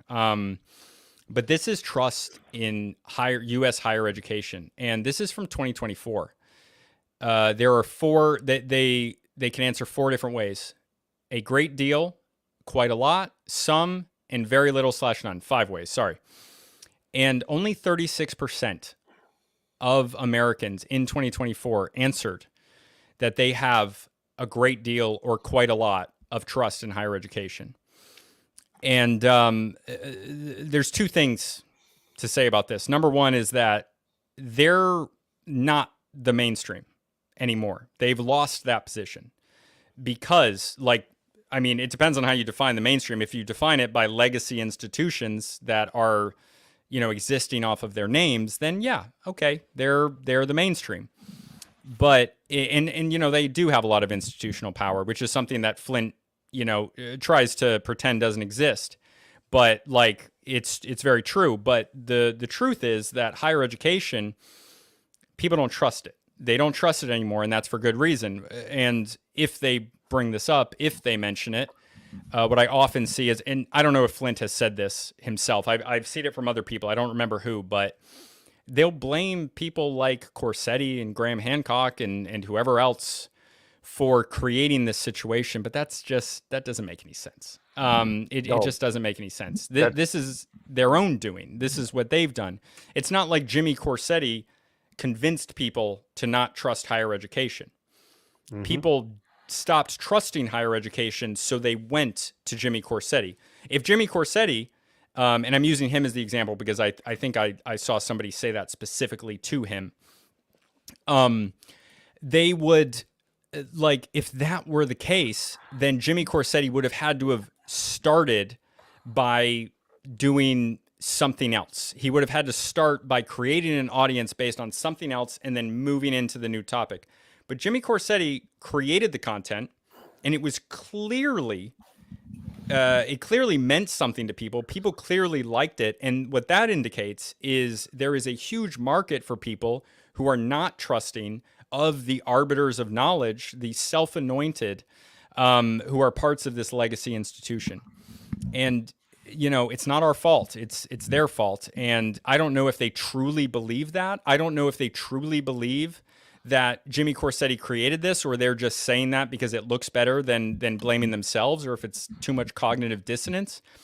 But it's not good for them. And if you're in a situation where you have a problem, and in this case, the problem is that almost a super majority of Americans no longer trust you, and you, as people in those institutions, do not accurately identify the reason for that problem, then you are incapable of fixing that problem. So that's the situation they're in. And I'm in the situation where I'm in the mainstream because I'm going for 64%. They're going for 36%. And at the same time, there are dozens of archaeologists and people that I don't want to insult Milo. I really don't. But Milo is a guy who calls himself an archaeologist, but he did an archaeological field school. That doesn't make you an archaeologist. I've also done an archaeological field school. I would never call myself an archaeologist. And look, it's fine. He can identify as whatever he wants. I understand. At the same time, if you're practicing archaeology, I understand if you call yourself an archaeologist. That's not a big deal. So that's fine. But at the same time, through the standards of academia, of archaeology, that makes you an archaeological tech. That's what that qualifies you for. This is somebody who works in CRM or is assisting an archaeologist. And to me, and again, I'm not, this is my perception. I'm not like I am Milo. If you see this, you probably won't, but I'm not insulting you. I'm really not. I want to make that very clear. But calling yourself an archaeologist when you have done an archaeological field school is like a nurse calling themselves a doctor. It's not the thing. But you and I are as far as I know, the only two people of any sort of prominence who are creating content on this type of thing, and we're reaching 64%. That's our audience is 64%, and then they have 36%. Somebody says you can't call a paralegal a lawyer. Yeah, it's like that. Like they're in the field, yeah, but like whatever. It's we're like, and sometimes people ask me, people will in comments, well, why don't you do stuff on Graham Hancock? It's like there's already freaking 35 people doing it. Why would I do that? Number one, regardless, I'm a YouTuber. I get to make whatever I want. I don't care. I get to make whatever I want. If I want to stop doing my podcast and make the next 20 videos on Turkey Tom, I get to do that. I'm a YouTuber. It wouldn't be a good decision. Yeah. It wouldn't be good for the channel, but I can do it. So it's just the two of us, essentially. It's the two of us. And we're reaching a larger potential audience than they are because it's a larger potential audience. That's it. Okay. I've beaten the dead horse. You're fine. It's a lot of it's their own how do you put it? Their own making in the regards that, like I was saying with the trust thing, we tell them repeatedly what the issue is. It's like where we're at, why we have a problem with this, and they come back repeatedly with answers that are basically they could never admit one of us got anything right about anything, and that's like it's a position where when Milo makes mistakes, they accept it. Nobody calls him out. He gets called out by archaeologists that don't make debunking videos. But the archaeologists that do make debunking videos, they didn't mention when Milo made mistakes. Like, do you see that he like on one of his videos, he was telling. I've honestly never watched a full video of his. Yeah, but go ahead. 2 videos of his were called out by archaeologists. One of them, he debunked the idea of the Baghdad batteries, and the archaeologists that called it out went through a bunch of information. He was like, these could have been. There's no reason they couldn't have been. We're not saying they were. He's like, but the reasons that you cited are wrong, and Milo acknowledged that. But the other one, that's good of him. Yeah, it was, and the other one he acknowledged too. But this one was pretty egregious, to be honest. For an archaeologist, he's talking about a site that has a lot of pottery shards still there. Like, you could go to the site, check it out. So he's filming the site sitting on top of like a part of the site, like part of this carved rock wall, and like the archaeologist that responded to him was just like, holy shit, dude, don't sit on the site, don't sit on the site. And then at the end he says to take these any pottery shards you find, just like collect them and put them on these little spot. You'll find that other people are doing it too, and you just make a little pile for other people to come along and admire them. And the guy's like, oh fuck, no, that's not how you do archaeology. You don't touch the artifacts that you find in the ground. You leave them there for professional archaeologists to come and archive where they're at. And it's just very basic things, But his comrades in arms are not going to call him out on those things in a million years. If he does those things, as a matter of fact, they'll write it off. When Hancock, he posted an article that was written by one of his authors. I can't think of her name. Holly Lasco Skinner, and she posted an article that was basically calling Minuteman a pseudo archaeologist. And boy, you should see all the usual players telling Graham what a piece of shit he is for just posting a link to the thing. How dare you host this? This is so low, blah blah blah. It's like, you fucking call him a pseudo-archaeologist all day long. Milo doesn't have the credentials. He tells people to do archaeology wrong. And the difference is, big fucking difference here, is that nobody that watched Milo said that questioned him. Like you were saying earlier, there's hundreds of people questioning Graham. There's nobody questioning the archaeologists. It's when I get told that same thing, people tell me frequently, well, why don't you call out Graham, blah, blah, blah. I use as a piece of evidence, because I do sometimes call out Graham, but one of my biggest pieces of evidence. Do you know the YouTuber Emperor Tiger Star? I do, yeah. Okay. About 2 years ago, he made a video, or 3 years ago, it'd be now. He made a video debunking the Fingerprints of the Gods, the book, and Okay. because he's into maps, right? And but he made numerous mistakes. I mean, he said that there was no way that Charles Hapgood communicated with Einstein, and that there's no way that Einstein wrote the foreword for Hapgood's book, which that's easy information to find. He couldn't find the information for the guy that was in charge, the Air Force colonel that was in charge of the map project. Just all kinds of stuff that he just did a shit job. He did a very poor job of debunking it. Well, it sat there for a couple of years, a year and a half. It just sat there getting views, and a few comments are saying this is wrong. But until I made my video, when I made a video on it, Emperor Tiger Star saw it, and I told him, and he took his down. He privated his video because it was just so wrong. And so Hancock makes a claim that's mild, that could be construed as wrong, and he's got about 45 seconds before somebody's up his asshole about it. The other side of the fence makes something that's just blatantly throwing shit at the wall, hoping something sticks, and it sits for a year and a half. So yeah, we are definitely the only two doing it. And if somebody wants me to spend more time debunking Graham, then go email all those guys that spend all their time debunking Graham and ask them why they're not making videos about Flint. Yeah, seriously. And it's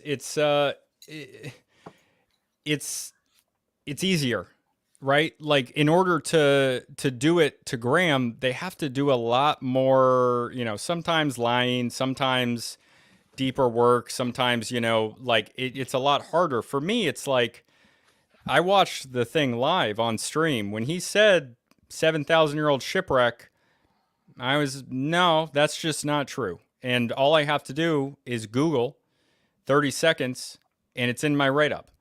Like, that's it. It's very obvious mistakes. And it's very easy to do that when somebody is not used to being checked on their claims. And professors are used to being arbiters of truth, and they're used to standing on a literal soapbox in front of, and look, I'm not even insulting archaeologists here. It's just a matter of incentives. Yeah. Their incentive structure does not put them in a position where they're being checked, because they're speaking most of the time to teenagers or just over teenagers whose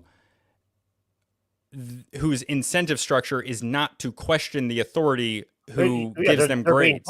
They're being taught. They're not being, right. They're not there to argue. They're there to learn. Right. And if they do, I mean, you know what happens to people in college if they question professors. It's not good. And I know that as somebody who did it a lot. So, it's more difficult to do that. Yeah, it's that type of thing. It's yeah, I had a psychology teacher that was she knew that I was gung-ho on getting a really solid grade, and she did not like, we had a paper to write on on welfare and stuff, and I took a nuanced take, and I mentioned the one thing that I mentioned that had her just flying off the handle was, I pointed out that, most white collar families have white collar children, most blue collar families have blue collar children, and I said, so if you have controversial. No, if I extrapolated that to, if you have a family that's living off of welfare, it only makes sense that they're going to have kids that live off of welfare. So these are things controversial. According to her, that was fucking insane. And I got a 4.0 in English 101 that year. This is my first year of college. I got a 4.0 in English 101, and she gave me a low C on this English on this thesis or whatever, a report, however the fuck it is. And almost all of the points that she cited were English. Like, you didn't put the paragraph spaces here, all this little bullshit. And it shrugged my shoulders. But yeah, it was all about, she didn't like what I said, so the grade got ugly. And she was definitely an ideologue. This was before, this is like 2001, 2002, and back then, teachers, obviously there's always been ideologues, teachers, especially since the 70s, but it wasn't like it is now, where in the mid 2010s it became basically like a fucking meme. We all learned that that like college campuses were full of activists, right? They were just bleeding, like filling it to the rim with activists, and it's horrible nowadays. Like, I went to the college campus not too long ago to get some paperwork for my son. And I was just blown away by, the same place that I went 25 years ago, 25 years ago almost, and just blown away by the difference, the posters and everything. Just a very different attitude about everything. And I don't have a problem. I'm sure I'll piss some people off. I don't really have a problem with the accepting part of left-wing culture. I really don't. But my problem is the cry bully side of it, when they're like, you need to do it this way. Up to that point, I give literally zero shits. I will grow my hair the way I want. I will say the words what I want. I will do what I want with my life, and I fucking hope you do too. Especially if you're in this country, God damn it, people fought and died. Yay, America! You have the right to fucking do whatever the fuck you want, as long as you ain't hurting somebody else. So it's at the point when they're like, you need to do this, that, or the other thing, or you're a hateful person. It's like, how is that hateful? If you can't give me a salient way about it, you're like, well, Ignatius Donnelly. If that's the fucking your line of reasoning, man, you just get the fuck out of here with that. I got no use for you. And, getting on Ignatius Donnelly, I mean, it's like just talking about the guy makes you a white supremacist. The guy, by the way, who it's not even true. And I've been going through the whole book. We've been doing it live. I know a lot of the people in the comments right now have been there listening. He doesn't even believe Ignatius Donnelly. Like, don't even discuss what Graham Hancock thinks just because he talked about Ignatius Donnelly. Ignatius Donnelly does not think that Atlantis was a white civilization. He just doesn't. It's not in there.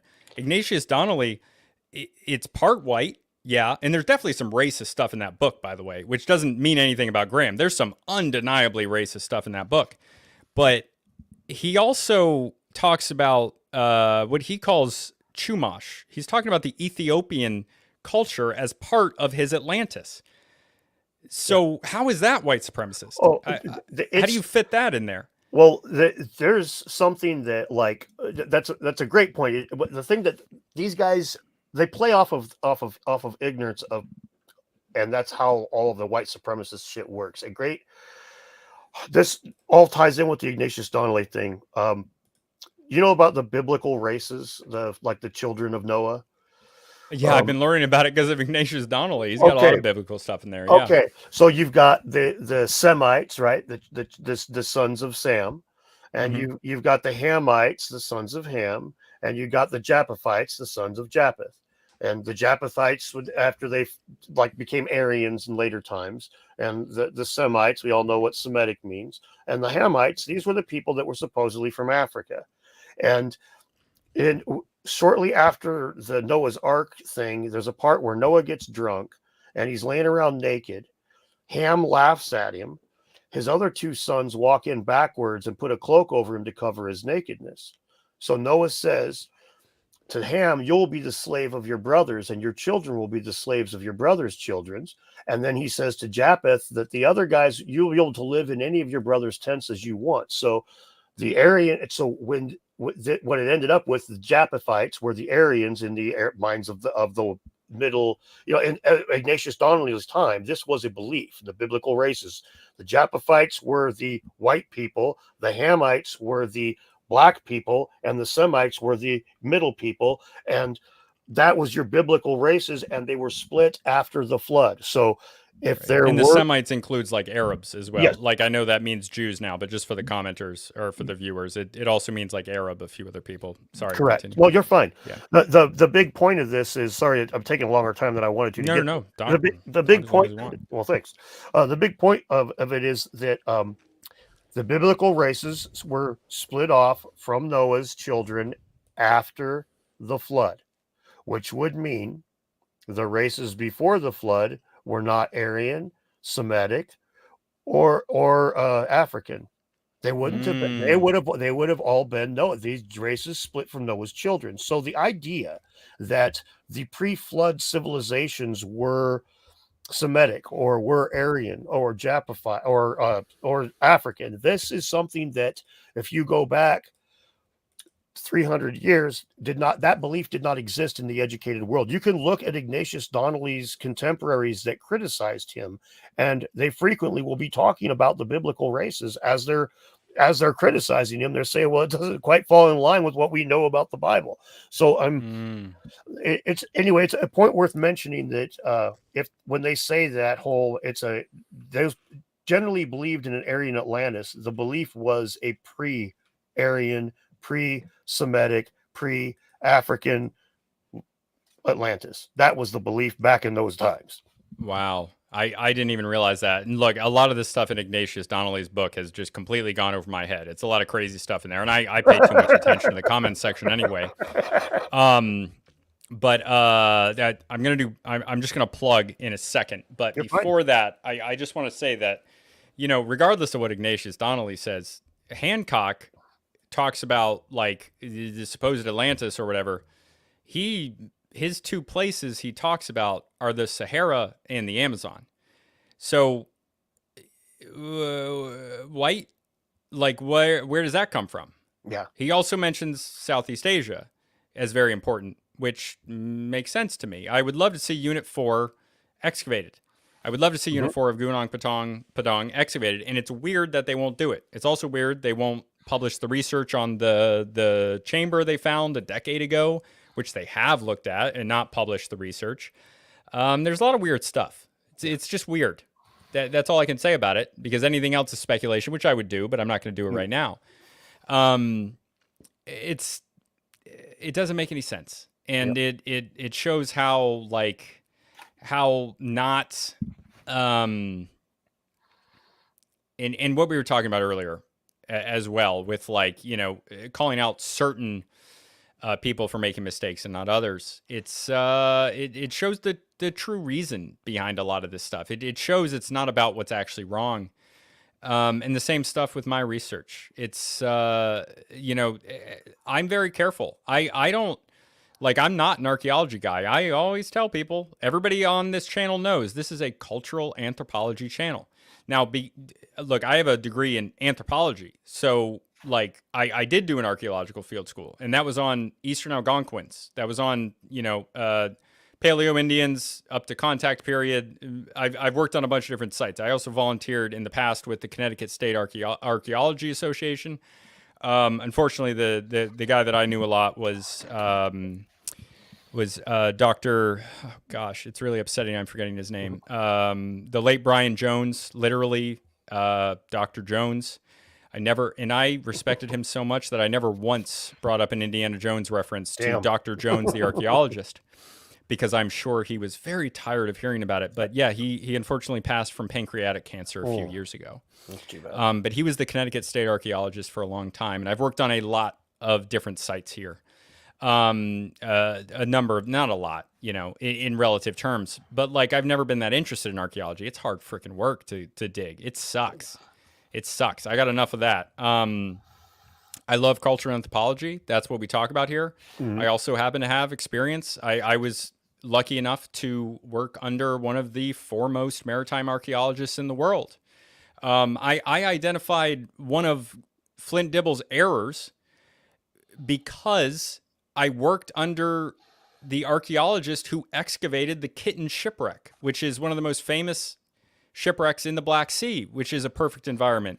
And I knew that what Flint was saying was wrong because I knew of the Kitten shipwreck, not because I had read about it, which, yes, because I'd read about it, but because I'd heard from the person who excavated it. One of the archaeologists. These are big projects. They require multiple archaeologists to excavate a ship. It's huge. It's a massive project, both in money and in manpower and woman power But I stick in my lane. I don't I know about maritime archaeology, so that's what I talked about, and I did it very well to the point where nobody can say anything to me besides question my credentials. And all I keep saying is just look at the information is the information, no matter what. And it's all from, I also don't hate regular archaeology. I don't hate mainstream. Most of the stuff I talk about here is within scholarly papers. It's within this, it's within established research. It's not, excuse me. It's nothing more. Okay. So we got a little bit more time here, unless you want to get out. I can probably go another 20 minutes. That's fine. Okay, fantastic. I'm tired, but yeah, I'll survive. Whew, it's been. I already streamed once today. I did as well. I was streaming 3 hours. I gave myself a 30-minute break and I went and lied down. That's the spirit. It's at my age, if I lie down for 30 minutes, I wake up an hour later. yeah, makes sense. I mean, even in my age, that usually happens. That happens. Okay, so if you want to support the show, by the way, not necessary. All I really would appreciate likes. Just like the video, subscribe if you're not. I really appreciate that. The Patreon down below, $2 a month, early unedited episodes. Lowest is $2 a month. Really appreciate it. And donations and super chats is appreciated. Obviously not necessary. The thing I really appreciate the most, you know, I need to support myself doing this, which is fine. But, you know, you liking the video, commenting is both great for, you know, getting this out to more people, as well as it just being fulfilling. So thank you everybody for being here. Thank you for commenting. And if you want to do that, I appreciate it. Not necessary. The other thing that I want to ask you to do besides going on Dedunking's channel is, if you got Netflix, if you haven't seen Ancient Apocalypse, number one, just watch it. It's amazing. It's amazing. Enjoy it. Watch it. Don't accept it as fact. It's not presented as fact. You don't have to. It's very interesting. It's a love of our human race. It's a love of our culture. It raises important questions, and it presents hypotheses and theories about these places, and it's amazing. It's an amazing show. Graham is a amazing person, and him and his wife Santha have I believe it's Santha. Santha, they've put in an incredible amount of work for this. It's Graham's life's work, and in a sane world, that would be deserving of a certain amount of respect, even from people outside the field. And it's unfortunate that it doesn't. Yeah. So please, if you've already watched it, if you haven't watched it, regardless, please go on there and like Ancient Apocalypse. Go on there and click the little thumbs up. I know, like on YouTube, it's way easier to do. Take your little TV remote, move over to the thumbs up when you're on the thing, and give it the double like. Not just one thumbs up, give it the 2 thumbs up, okay? I don't think Graham needs the help. I think it's on its own, it's well presented. On its own, that's the difference. It works on its own, right? But it's great. No, I was just laughing. I don't think Graham needs the help. I was just thinking, no, with just the hate watchers alone would put that to number 1 on Netflix. It's fine. Yeah, it'll get seen. Yeah, Flint's watched it 10 times already. Yeah, just seething, just there, like, oh, this guy. I should be him. You know, the lack of self-awareness, the fact that him and Hoops did that. Did you see that they did a video debunking Ancient Apocalypse 2 before it came out? I did. Pre-bunking, they called it. For fuck's sake. All right. Now, what in the, I mean, how, if the narrative is you guys knee jerk to everything that Hancock says, and before he even gets the words out of his mouth, you just dismiss it because you consider him as dumb as a flat earther. Probably the last thing you would want to do would be to go out and like not even let the guy put his words out before you fucking tell him they're wrong. Yeah, they are. And I was arguing with people about that, and they were like, and there were academics arguing with me, being like, "No, pre-bunking's a thing. And here's a paper on it. This is my source." And it's, dude, whatever, man, whatever. Okay, sure. You know, I don't just argue on the, I try not to argue that much, but I will disagree with people. I will argue with people. And it's not just academics. I was arguing with some white supremacists last week, and their position, they were like, my position on them was, look, guys, if you're, I know I'm not talking to the comment section. You guys are not, you guys, History Mysteries pi. I'm going to say pi instead of 3.14, showing I know math. Literally just put out a thread on that. Go check out that thread on Twitter from History's Mysteries 3.14. I'll check that out. I'll probably forget to check that out. So I probably won't actually, but go check that out. And if I remember, if I see it, I will check that out. I was arguing with these white supremacists, and my position was, look, guys, I told them I'm not a white supremacist, but you guys are. And if you guys want to be doing 19th century race science, then commit to it. You don't get to select your 19th century race science. You got to go in on it. So when I'm telling them that a guy from an Aaronic ethnic group, and the people here who were here on the last stream know I already mentioned this, they're Aryans. That's what Iran means. They are Aryans. So if you guys want to commit to this idea, don't be telling me that a guy from an Iranian ethnic group is not an Aryan when both genetic evidence and through the name of the place are Aryans. You don't get to do that just because you like, they're like, no, Basil's brown. Basil's a guy on Twitter. He's a wild card, man. An Afghan gay, not gay because gay is not an identity to him. I totally get that. It was a really good point. But like, so even though he has skin that looks like mine, which by the way doesn't fucking matter to me, whatever. But if it matters to you and you want to be committing to this idea of what an Aryan is, then commit to the freaking idea. And I don't know if these guys were true mid-century Germans or they were into mid-century German stuff. But like, your boy, the Austrian painter, liked Iran. That's true. So if you're going to commit to that type of thing, then commit to it. Like, he's an Aryan. He is. I'm sorry. Whatever. And that's the term was Japophyte for a very long time, and it was changed to Aryan when it became an Indo-European culture. When they realized that it wasn't just European, that it was an Indo-European culture, then it went from being just the sons of Japheth. It became a more scientific endeavor. It was no longer just informed from the Bible. It was also informed from some science. So they changed the term to Aryan, and that was, so it definitely has included brown people. I didn't know that. Yeah, it's definitely included brown people since its inception. It was like, so it's, yeah, like you say, if they're really gonna, if you want to go all gung ho with the boys, you grab your brown brother and give him a kiss. Yeah. Yeah. Fucking great. Yeah. I Seriously. love the world. Like, So that's, yeah. Listen to evidence. yeah. Like, it's not that hard. Yeah. Ridiculous. Yeah, it's a sad world that's one of those things that really made me sad to begin with, because like that was one of the first things on the internet that vanished when it got to the point where you could just have a conversation. Like I remember playing Diablo 1 and just chatting with the guy in real time who was from Switzerland, and like I'd chat and it would pop up on the screen, he'd chat and it would pop on the screen, and I was just thinking, like 5 years ago this took like fucking 2 months to have the conversation I'm having with this dude, like in real time.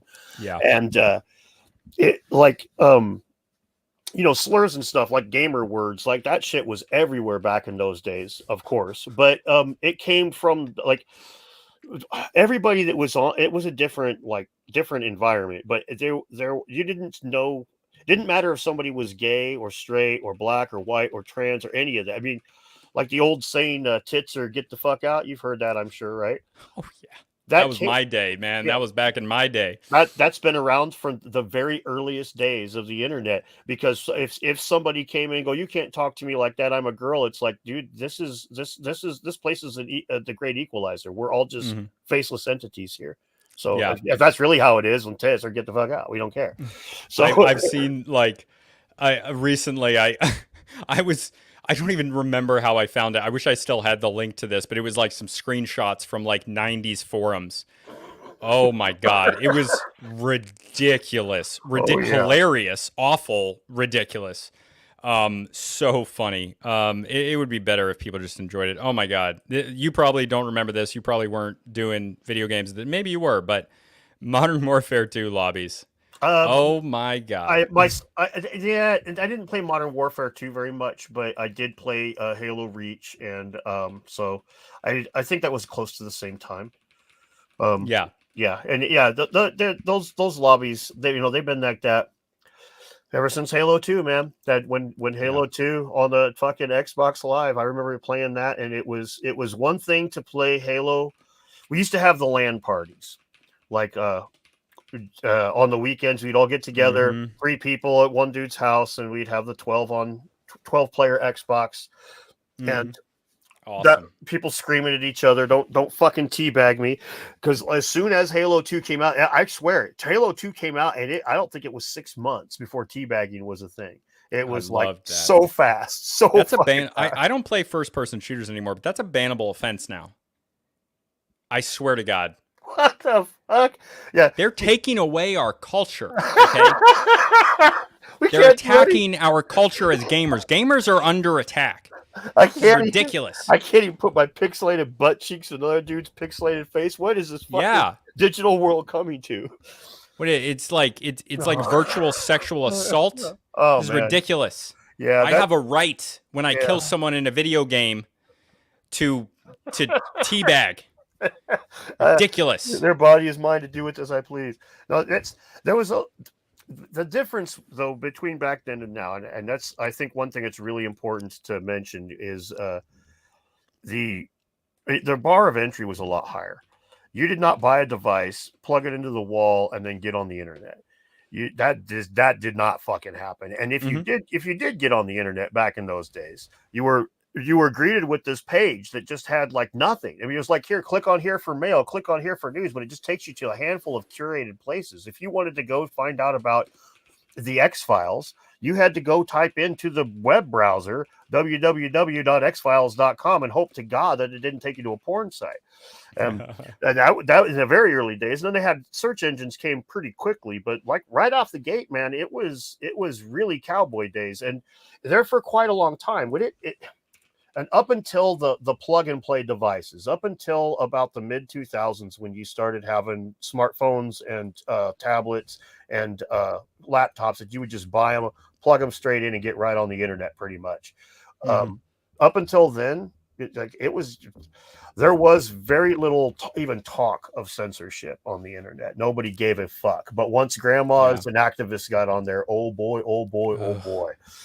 Yeah, and then there was the whole Gamergate thing. Oh Jesus, yes, there was that. And there were some really unsavory characters on both sides of that, actually. But the majority of the people, I think, just wanted to be able to talk crap. Like, it's fun. I remember, like, you know, you get in a lobby of Counter-Strike or something, and there's a British guy, and you're there, like, and I'm just yelling at him like, "Your queen, your queen ain't shit. She's a whatever." And the guy's yelling back like, "Oh yeah, your schools are full of freaking. They're going in there and I have to be careful with my words. It sucks. I can't just say what I mean. But you know, the least bad stuff was insulting their teeth. Like that's all it was.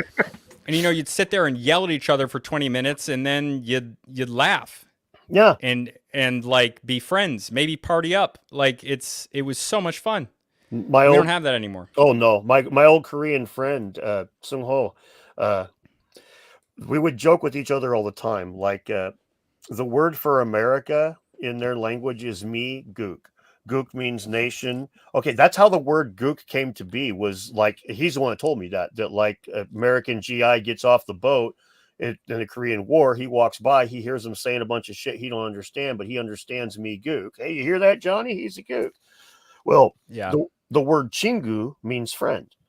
So he would call me, I would call him chingook, and he would call me migu, and like a combination of both of these words, so that we had our own little goofy slang for each other. And like the Koreans would look at us like we were assholes, but we thought it was great and laughed our asses off. I thought like you say, it wasn't this. There was vast differences between our cultures, and in a lot of ways, there were things that we didn't like. I had a hard time understanding just how crazy they got with your mama jokes, right? Like that's just an American thing, but holy fuck moly, man. You tell somebody over in Korea, your mom plays fucking Fortnite like a baby, and that's enough. He's going to want to stab you, man. You can be really, fuck. Oh, fuck. Oh, I was interpreting that the opposite way. Oh man, fucking woo-hoo-hoo. Like my generation especially is like your mom was just a response. You fucking man, you suck at that. Yeah, fuck your mom.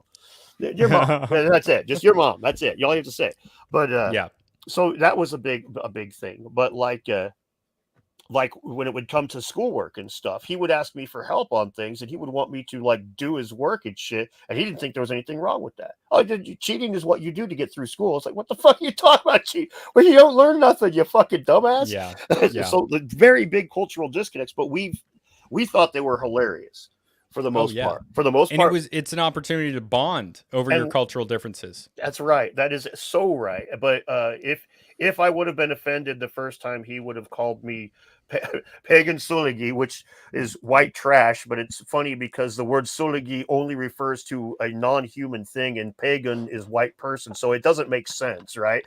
So he would call me pagan suligi just to be silly. I could have been offended by that, right? But it's or I could have laughed and called him my chinguk, and we could just carry on, right?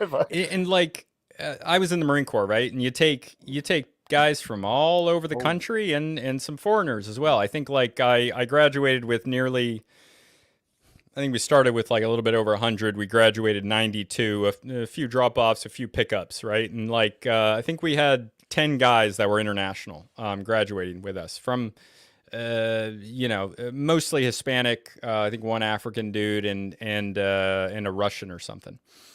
And like, we're all in there in boot camp and then afterwards as well. But we bonded over talking crap about each other from different parts of the country. I'm talking crap to the Southern guys. They're like, "You dirty Yankee." He's like, "Yeah, you lost the war, bitch." Like, whatever. This is how we bonded. And it would be called racism, but it's just the difference between a light green and a dark green Marine. That's how we refer to races. You're not black or white. You're light green and dark green, and every single one of you is equally fucking worthless. That's the military.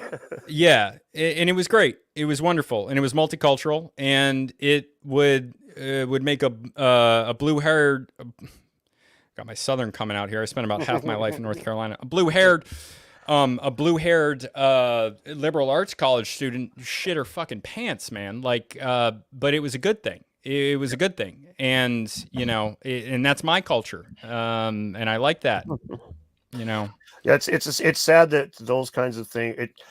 It's a sad part of reality that people want to step in and they consider it standing up for somebody who doesn't have a voice, but that it's condescension. Well, and not only is it condescension, and you could say that maybe historically, but in this day and age, there ain't a motherfucker on this planet that ain't got a voice. Well, that's not quite true, but in the Western world, it's pretty fucking hard to find somebody that doesn't have a voice, doesn't have some means of communicating with the rest of the world. So yeah, let's like here in Spokane, we have a lot of like we talked about. You were streaming last time with me. A lot of tribal issues and stuff. A lot of tribes, and they are, they don't need me to stand up and tell them what their issues are, or to tell them that the Spokane Indians baseball team is a bad name. They like that name and they want it kept because the Spokane tribe for some reason doesn't have a problem with the Spokane Indians as a name. Fucking crazy, huh? But yeah, wow, it's almost like they want their culture represented. They don't want to have Land O'Lakes.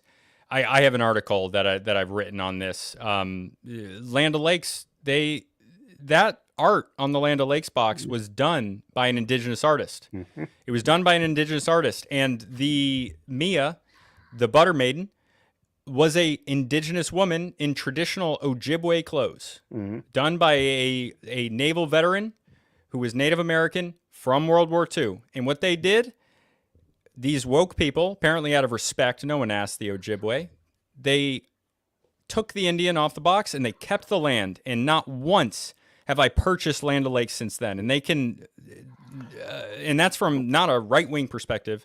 That's from a perspective of their disrespect towards Native American cultures that I love. And there's more examples of that. I mean, there's a whole, nobody's listening to them because they don't actually care. We almost got to go here, but yeah. There's a whole campaign that nobody's paying attention to for that. They're trying to get the Kansas City Chiefs or the Washington Redskins to put the name back. Their symbol was an actual guy. It wasn't a caricature. Look, you want to get rid of the Cleveland Indians or make them change their logo. I get that. Chief Wahoo is freaking crazy. Yeah. But like the Washington Redskins, no, No, you made it the Guardians. The name sucks, and you took away the Native American representation. Well, only white people are allowed on products now. Well, what really sucks about it to me, ultimately, is that you take a bunch of people that really have a fire in their belly to fight against racism and give them easy outs to placate that emotion instead of making them actually do the fucking work to fight racism. I can bitch about Ignatius Donnelly. I can bitch about Graham Hancock. I can bitch about the Spokane Indians or the fucking Indian on the butter and Aunt Jemima, whatever. I can complain about nothing, stuff that affects literally nothing. Now, when you start talking about a Confederate flag being attached to a state flag, there's a discussion to be had there. Let them vote. We have an apparatus in place for this exact thing. Use it. Just to get rid of things with the mob mentality. It's not. I will say it definitively. Not a single indigenous person was helped by them removing that Native American icon from the Land or O'Lakes. Asked. Yep. Or asked. There you go. Yeah. And I'll just hit on one thing before we're done here. But absolutely. They did a hit piece on a poor kid wearing face paint and Native headgear. That kid was Native American. Fuck. Of course they did. Yeah. But he looked white enough that it was, Yeah, but and the thing is that the idea, he looks white enough. Yeah. That ignores how Native Americans view race and how a lot of indigenous people in general view race, how Polynesians in the same way. It's not viewed the same way as in Western culture at all. It's not at all viewed in the same way. They would adopt in people from other tribes all the time. It was very standard, at least in the Eastern Woodlands. That's the only one I can really speak on. But I think that it was more common elsewhere. And the other thing, I'm sorry, we're going over 2 hours, land acknowledgements. They do these land acknowledgements where they come out and they say that we're on stolen land. No, you're not. You don't believe that. If you believe that the land you are on is stolen, as the institution in charge of this land, you give it back. You're a thief. Give the land back. Don't lie to me. Don't tell me you're on stolen land. Make the argument. If somebody wants to make that argument, go ahead. But if you're the person saying we're on stolen land and you're in charge, you own the institution, you run the institution, and you're not giving the land back, the only thing that you're saying is that you are a thief. And you're also kind of just rubbing it in their faces, in my perspective. Yeah, and Ben and Jerry's did this. Ben and Jerry's did this. They came out and they were like, we're acknowledging that we're on the land of these people. And the local tribe whose land they were on, from their own admission, reached out to them. And they said, hey guys, I know you're not going to give us the land back, but can we talk? Maybe there's something you can do. They had never reached out to them at all. I shouldn't say I don't know if they responded, but I haven't heard. At the time I last checked, they had ignored it. It's more offensive to me to say these things and not do anything substantive than it is to just say nothing. Yeah, what I've said about it because colleges love to do this. It's a real popular thing for a college to come out and make this kind of a statement nowadays. We acknowledge that our school's on indigenous land and that we screwed over the Native Americans. And we're really sorry about that, guys. So have a nice day. And when I compare that, because this is the kind of lip service fighting racism, undoing traditional racism that they use to say that, archaeology's gotten better. Look what we do. We say, sorry that we're on stolen land. And it's like, look, like you say, if you really believe that that's the case, if me and you are standing at Pizza Hut and we're getting ready to order pizza and I'm holding your stolen wallet, you're pretty fucked for me to buy pizza, ain't it? I mean, you know what I'm saying? I'm sorry you don't got no money for pizza, Sam. You know what, buddy? I'll buy you a soda. I'll hook you up, homie. It's like, God damn, dude. And they don't even do that. No, they don't even do that. We'll give one indigenous student a year a fucking full ride scholarship or some bullshit. And that's some places will have some token thing like that, but it's really it's not very much. But yeah, I should be getting off here, Sam. Sorry, but absolutely no. We're good, man. We're done. Thank you so much for coming. Check out Dedunkin's channel. And like the video if you haven't already, and Patreon down below, $2 a month. Link is right there if you would like. If not, no worries. Like the video. That's all I ask. And thank you all for participating.